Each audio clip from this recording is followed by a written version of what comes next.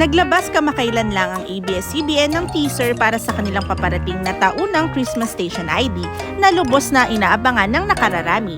Subalit ang naging usap-usapan ay ang kawalan ng iconic na presensya ni Sarah Geronimo sa nasabing teaser. Sa loob ng maraming taon, si Sarah ay naging isa sa mga boses ng Pasko para sa mga Pilipino. Simula pa lang noong taong 2002, si Sarah Geronimo ay naging bahagi ng 12 sa 21 na Christmas Station IDs ng ABS-CBN.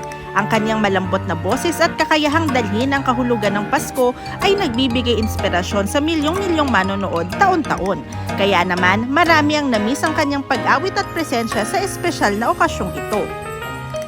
At sa kabila nga ng pagkawala ni Sarah Geronimo sa nasabing teaser, marami pa rin ang umaasa at nagdarasal na sana ay magiging bahagi pa rin siya ng opisyal na Christmas Station ID.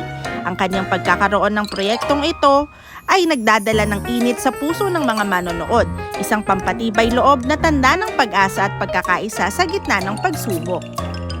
Kaya sa darating na Pasko, isaalang-alang pa rin natin ang tunay na kahulugan ng selebrasyon. Ito ay ang panahon ng pagmamahalan at pagbibigayan.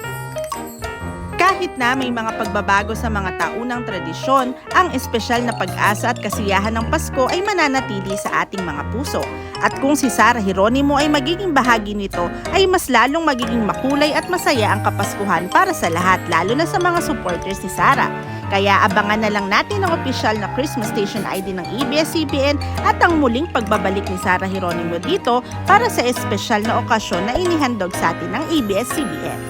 Sa tingin nyo ba ay magbabalik na si Sarah Geronimo sa Christmas Station ID ng ABS-CBN ngayong taon?